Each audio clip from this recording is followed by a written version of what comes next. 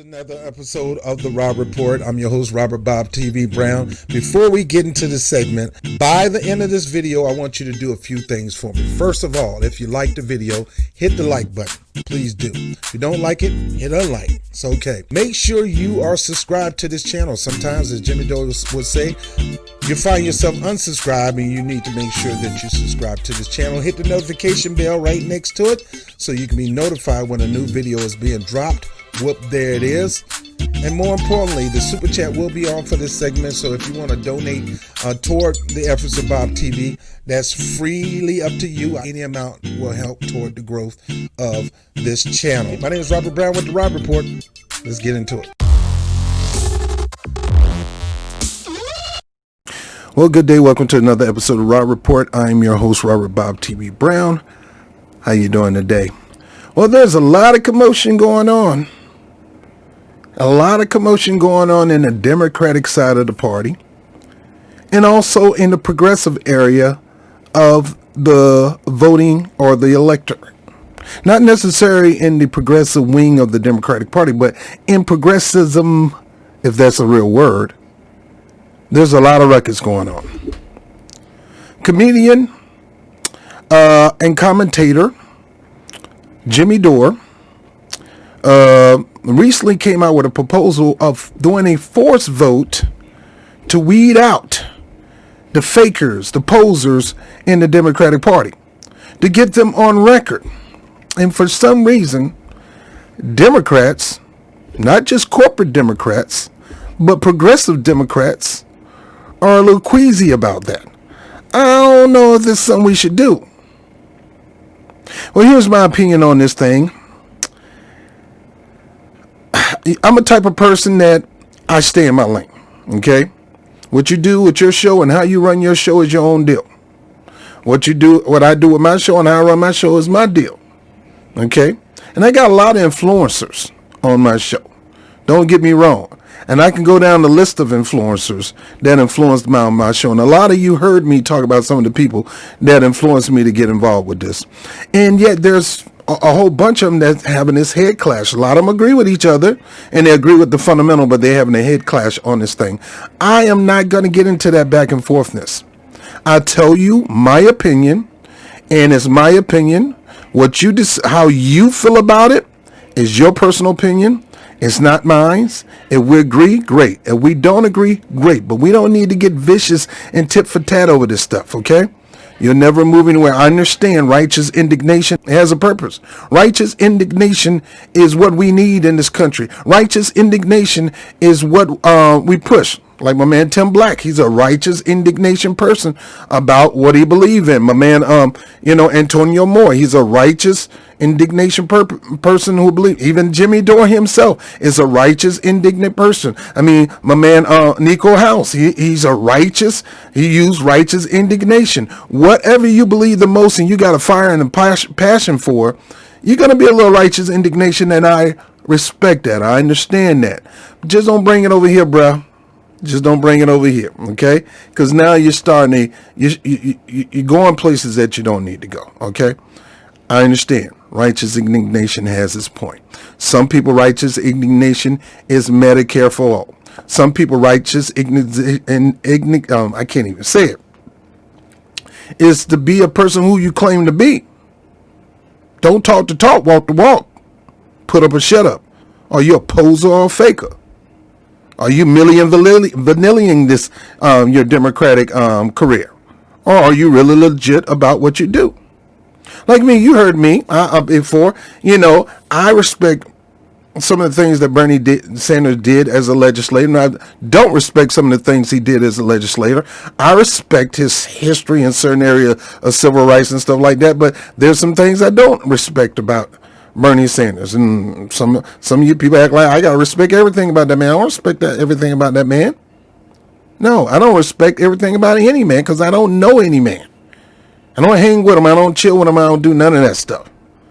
So all I could do is go by your voting record, and I judge you by your record.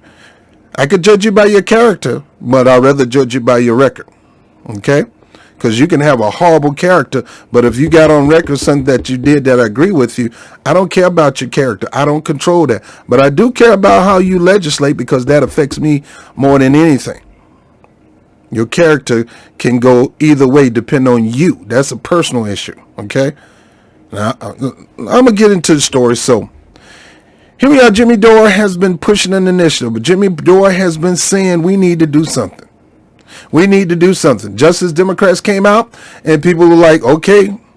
People start trashing on Justice Democrat and things like that and call him a con and let's see what you're going to do. And I've seen people who had famous names in social media that you don't hear anybody more because they decided to critique the Justice Democrat, which should be critiqued. The Justice Democrat should be, everything in life should have some level of critiqueness in it to make sure that people know whether it does its jobs or not, whether it do what it's supposed to do. And when they don't do what it's supposed to do, you call them out on some things, you know? Like the same progressive was critiquing the Justice Democrat. She was like, we need to do something. And then the Justice Democrat came up with this organization. But a lot of people detached away from her because of her criticism about these political issues. And she had some rightness in that, and she had some wrongness in that. But I don't hear about her that much more. I don't know what happened. My main man, Tim Black. Tim Black can do some critiques over here, and he has some critiques over here. Some people hate him because of his critiques about something over here, and some people love him. But, you're going to have haters and lovers. I'm the same way. I started talking about ADOS, and I started talking about Black Agenda, no vote. I started talking about reparations, including cash payment. I made it my major issue because of my community is suffering, not just from Medicare all, but we're dying out in rapid numbers. You can give us Medicaid for all, but if we don't close the wealth gap, we're gonna get smothered. So I have my beliefs, and you may not believe that. You may have, like I know another friend of mine, he have another way of going. He believes in this coalition that Obama talked about. I'm like, bruh, I ain't gonna be no fool. Fool me once, shame on me. Fool me twice, fool me once, shame on you. Fool me twice, shame on me. I'm not buying the coalition building. I believe we need to get in the streets and shut stuff down so you can hear us and get it done. Then we'll go back in the house. And if you play around and do stupid stuff again, we're going to be back out on the street shutting stuff down until we get what we want. That's just me. So everybody, what I'm saying, even Jimmy Dore,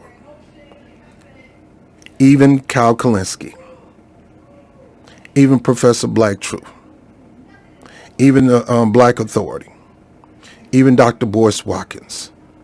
I can go on and on to different people in commentary that they're going to say some things that you agree with, and they're going to say some things that you don't agree with. And you might get piping hot mad. You might get fired up and just cancel that person. That's your prerogative.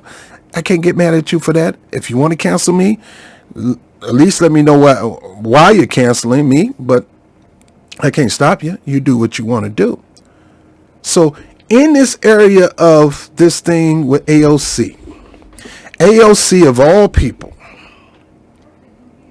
had the nerves to try to discredit Jimmy Dore action.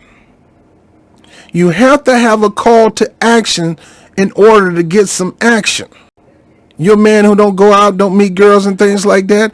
And how you expect to get some action, bro? You can't get no action unless you take action to go out, meet somebody, get to know them, get a phone number. Call them up, say, yo, let's go get some drinks. Get some drinks. And more drinks. Next thing you know, y'all liking each other, feeling a little more comfortable. Next thing you know, you about to get some action. You can't have action without a action.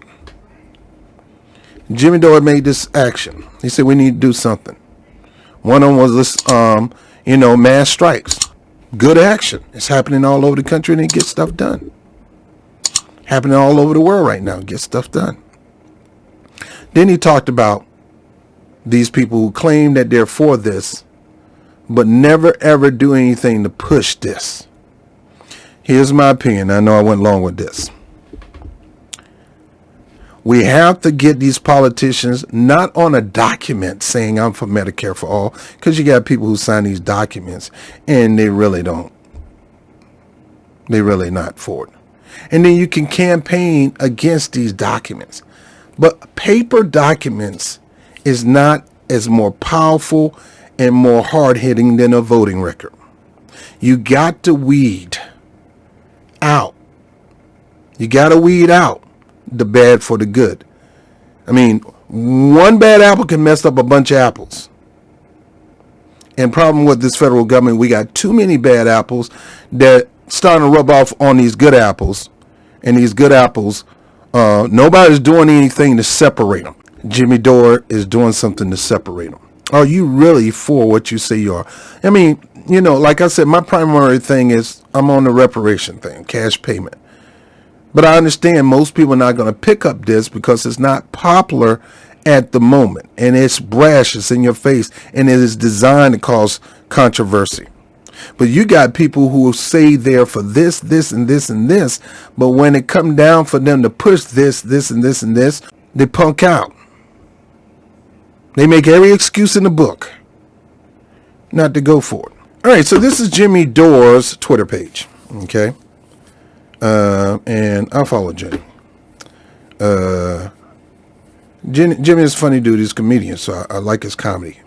And I do like his political stance in a whole lot of areas. And I agree with Jimmy in a whole lot of areas. Jimmy Dore's the same way. And some people don't know how to handle that. I mean, people tend to think that you're rude. And you're rude. You're rude on purpose. You have a righteous indignation and a reason for being rude. But some people can't handle the rudeness. And you can never get them to move your way if you consistently be brash and rude. Not saying you don't have a reason to do it. Not saying you should not do it. Do that. But understand that some people can't take that. And it is what it is. And they're going to come back at you with that. Now, Matt Orfaloff, which is a video creator such as myself, came up with this video right here. Says AOC, here's it says AOC speaks the truth, now bring the ruckus. Now let me bring myself up here. I mean, you see me up here, but let me bring myself back up here. I voted for AOC. I live in the Bronx. I lived in Parkchester. That was her district. I worked in Long Island City and certain area of Queens where she represented also. Okay. Her, once I saw the things that she ran on, because I'm always looking at a person's platform, she don't have a record at this time. So I've been saying, well, if you're going to push these things, I'll support you. Now, you know me, I don't just say it. I go out there and tell people, have you heard about this AOC chick? She got a little fire in her. She got a Latino heat in her, and I pushed, and Crowley was just a stalemate, ain't doing nothing, getting in the way, and been doing it for years. And years and years and decades and years and decades. Nothing. Nothing for the constituents of New York City. Nothing for the constituents in Queens or the Bronx. Same thing with Elliot Ingalls, and that's why Jamal Bowman beat him. So we got sick and tired of these politicians who will never be on the record of really fighting for the people. They fight for their donors. Donors are people, my friend.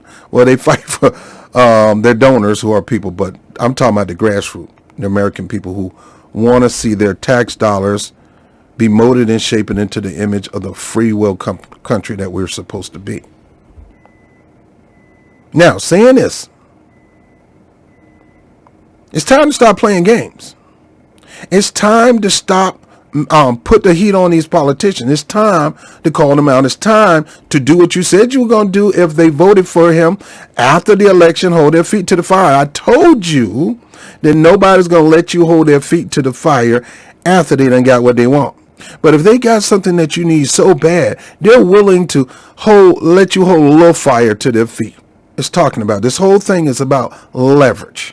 And I often quote this: power without demand concedes nothing. The reason most people don't have any power is because they don't make demands. The reason the black community don't have the power that they're supposed to have is because they never demand something from the people who they put in power in return for their vote, their loyalty, support, and even butt kissing.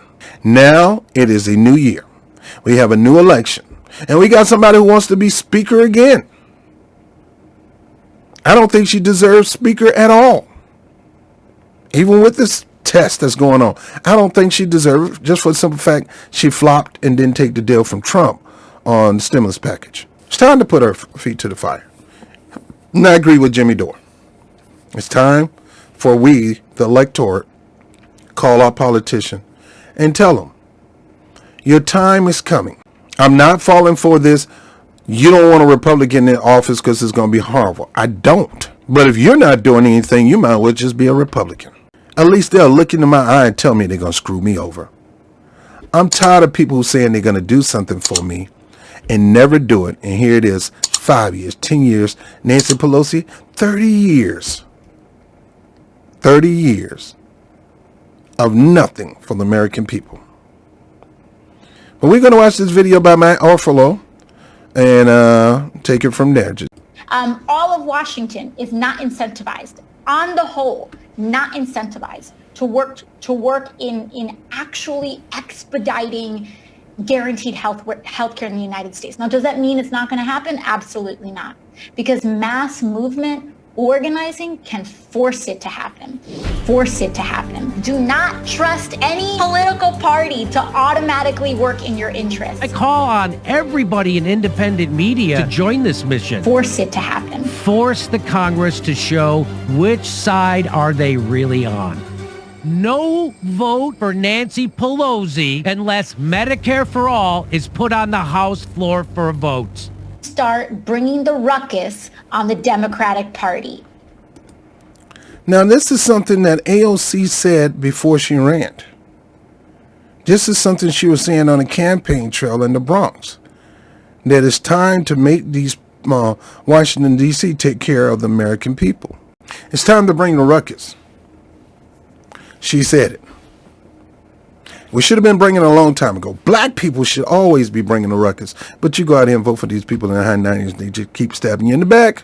Talk about you like trash. In your face. I can see it behind closed doors like that. The 50%, the elite, whatever, like Mitt Romney, and talk about you behind closed doors with a tape. But they talk about you in your face. You need to hear your own words, AOC. Now, people want to make this discussion about political suicide. You know what political suicide is? And what political suicide should always be. And you know what I consider the wasted vote is? You put yourself in a position that it's time for us to see if you really who you claim to be. Don't talk about it. Be about it. You talk about Medicare for all. You're talking about canceling student loans. You're talking about health care. You talk about the Green New Deal. You talked about a new transportation initiative, the Build Up Transportation. You talk about we need to refire the housing program. You talk about redlining. You talk about reparation. I even confronted you in the Bronx in front of that store. You remember me? You remember me about reparations and why you don't believe in it. And you talking about Native Americans and you believe that other crap in Congress and all that kind of stuff. It is never a career suicide making somebody put their money where their mouth. Did you write a amount so big that your butt can't cash with your mouth? It's like your horrible father told you not to go to that party. But you can go to the party. He sleep, he drinks about 8 o'clock, he pass out and don't wake up till 8 o'clock in the morning. You know the routine. So do you sneak out while he's drunk? It's easy to do. You're not going to get caught. Maybe you won't do it because you're scared of your dad. Scared he might whoop your behind if you find out. Therefore, you stay in the house. That's the situation with AOC and a lot of other people, political leaders in Washington, D.C. They fear. I wouldn't even say that they don't want Medicare or want this and that. They fear bringing it up. Why? I don't know. What is wrong with bringing this up for a floor vote? But let's go back and look at some of this stuff. All right, so these are people who responded to Jimmy Dore. I mean, Jimmy Dore is right in the situation. career suicide. Career suicide is when you ask somebody to vote for you because you're going to fight for them and you don't fight for them. And one of the major things that you said that you were going to fight for is Medicare for all. Now understand the talking point is this. It's not going to get nothing done. It's other things to vote for. This is not a vote that we really believe will manifest. This is not a vote of expected wins. We know we don't expect to win. This is a vote to see where you stand. This is a vote to see, are you about it? Are you all talk and no action? Are you a faker or a poser? See, we got the woman who's the vice president of the United States who said she was for Medicare for all, and she changed her tune so quick, fast, in a hurry to cater toward the center. Typical politician. From day one, she wanted to try to see if she can bridge the gap between progressives and corporatists. So she would not say anything about corporatists and she would not say anything about progressive. She'd act like she was on both sides. And then when it came to her either dropping out the race or being called by Biden to be by his side as VP, she wouldn't touch it. She even was challenged on TV saying, I was told you're the most progressive in Congress. I don't know where that lady got this from. And she ran away from that. But Joe's not for this. What about you? Are you for this? You said you were for this. Are you really for this? You're very different in the policies that you've supported in the past. You're considered the most liberal United States senator. Somebody said that, and it actually was Mike Pence on the debate stage. But yeah, well, actually, the nonpartisan GovTrack has rated you as the most liberal senator. You supported the Green New Deal. You supported Medicare for all. You've supported legalizing marijuana. Joe Biden doesn't support those things. So are you going to bring the policies, those progressive policies that you supported as senator, into a Biden administration? what I will do, and I promise you this, and this is what Joe wants me to do, this was part of our deal. I will always share with him my lived experience as it relates to any issue that we confront. And I promised Joe that I will give him that perspective and always be honest with him. And is that a socialist or progressive perspective? No. No, it is the perspective of a woman who grew up a black child in America, who was also a prosecutor, who also has a mother who arrived here at the age of 19 from India, who also, likes hip hop. Like, what do you want to know? Well, I want to give you the opportunity to address this, because at the Republican National Convention, President Trump made the case that Joe Biden is going to be nothing more than a Trojan horse for socialist policies, for the left wing of the Democratic Party. Are you going to push those policies when you're vice president of the United States? I am not going to be confined to Donald Trump's definition of who I or anybody else is. And I think America has learned that that would be a mistake. So just to button that up, because you have fought for Medicare for all. That's not something that Joe Biden supports. If you become vice president, would you say to a President Biden, you know what, we should really be pushing for Medicare for all, not a public option. That's just not going to do it. That's not my value.